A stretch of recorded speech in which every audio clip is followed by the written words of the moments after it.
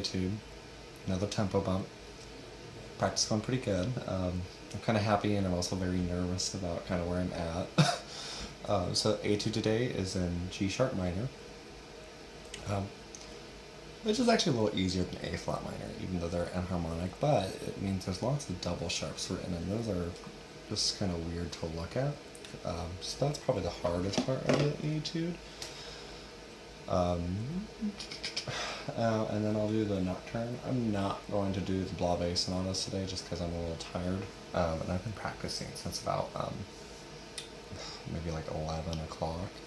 So, and it's going on 2:16 now, so I'm a little tired. But I'm going to play through the Etude, and I'm going to play through the Nocturne, and just kind of share my thoughts on where I'm at, as per usual. And actually today, I'm gonna, just for transparency, I've been doing lots of long tones and intonation exercises, but if you've ever really tried to play perfectly in tune, it's really hard to do. So I'm actually gonna leave my tuner on camera to show that it's really not very easy to play on tune on flute, but it is very easy to play something on flute and it sound nice and you not realize that it's out of tune, short of you being like super, super off. But I'm just going to play a G minor chord, kind of get my brain tuned to that. And I'm going to play the Etude, and we'll see how well I can stay in tune.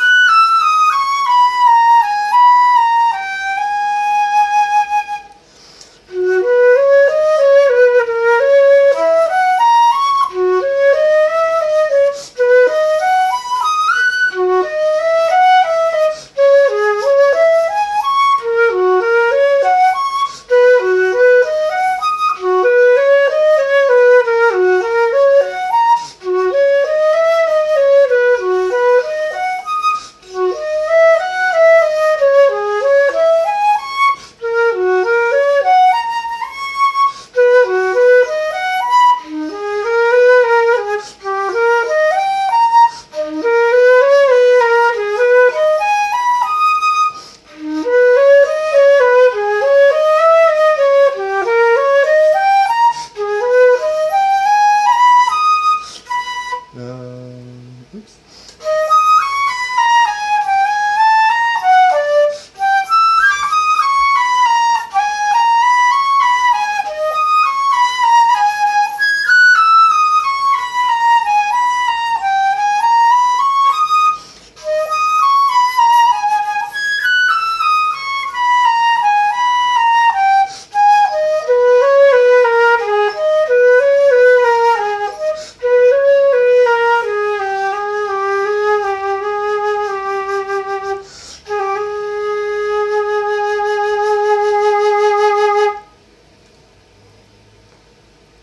Yeah, so I wasn't watching the tuner in that because unfortunately I have to watch the music. But to my ear it sounds pretty nice. Like, it wasn't perfect, but I'm sure that tuner at sometimes is very revealing to how sharp or flat I was. And sometimes there's just so many factors. I do have my window open and it's kind of blowing cold air, so that's going to affect my overall intonation and make me tend flatter than I normally would. But I don't feel like being hot, so. But yeah, there's just a lot of factors that go into it. How loud you're playing, the temperature of your instrument, the angle you're sitting at, the angle your flute's at. Is your flute in good adjustment, or are there leaking pads that are just, they seal enough to get the note to come out, but they're not really sealing for a great intonation. Things like that. Your vowel shape. internally in your mouth, your tongue placement. There's just so many factors that go into it. So, I don't know, with my practice, I like to do lots of long tones, focus on intonation. But in general, when I start doing the pieces, usually I only check the tuner for like longer notes, or I just turn it off because it's so distracting. And sometimes it can be so distracting that it just keeps you from playing anything because you feel like everything's wrong. But anyway, I'm going to keep going. Let's go on to Nocturne from Nocturne and Allegro. Scherzando. Scherzo. They should have just called it Scherzo. It would have been so much easier. Yeah, I'm not sure why they add the ando. I'll have to look up what that prefix means. Or whatever part of the word that is. Anyway, okay, I'm feeling pretty good about this. I've done lots of long tones on the high F. I started a timer and I held a high F with breaths, but I held it for a little over a minute. So I'm hoping that that's going to kind of help me work on the endurance, and in particular also get the high F. And I, also have my tuner on for that. I don't know. I think today I'm not going to play with the recording. I'm just going to have the metronome going, just to make sure my tempo is stable. Sorry, I had to look for the metronome button.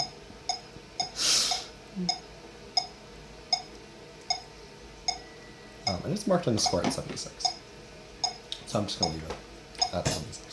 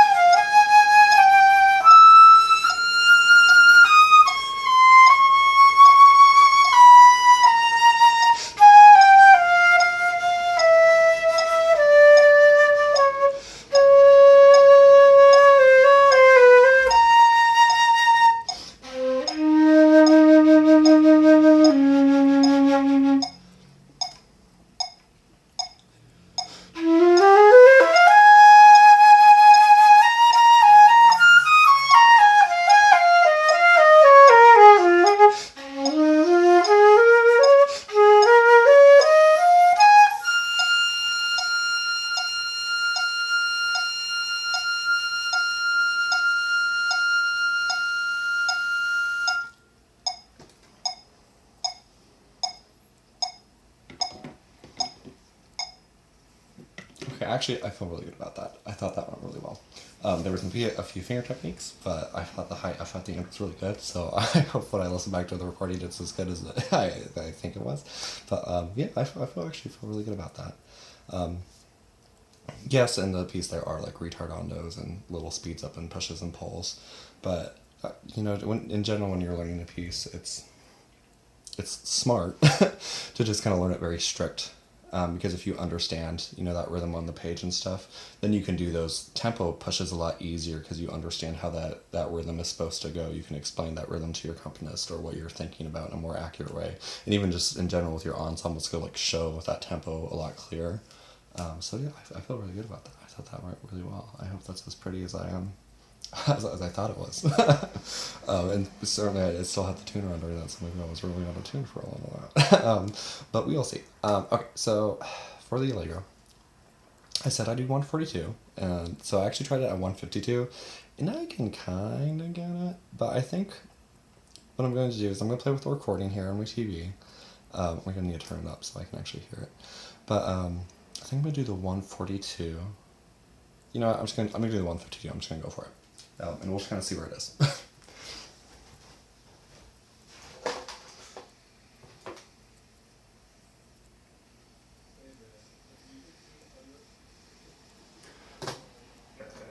Okay, and it's probably going to play an ad at me, so I'm actually going to mute it real quick for a second. Oh, it's not going to play. Okay. Oh, no, unmute. Okay.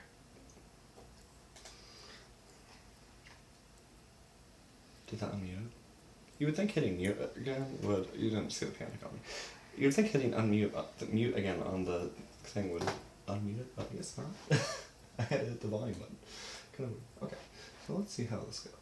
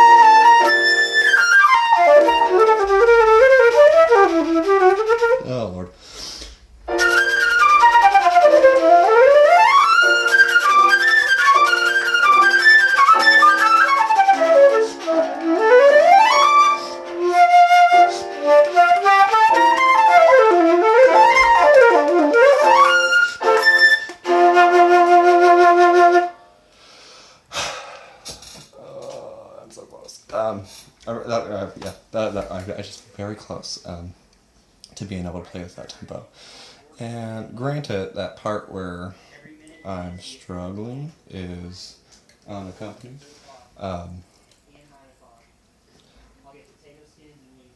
Potato skins and links going sounds good. But granted, the part that I'm struggling with is unaccompanied. And I could, kind of make it very cadenza-like and slow down.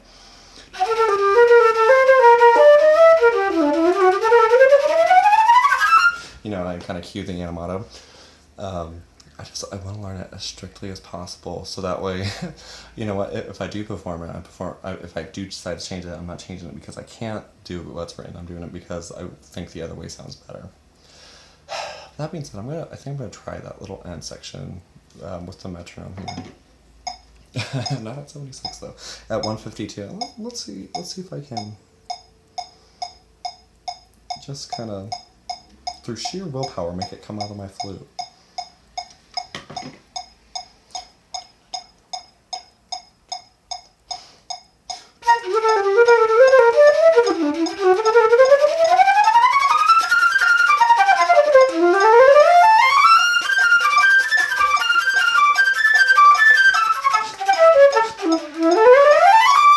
Yeah, okay.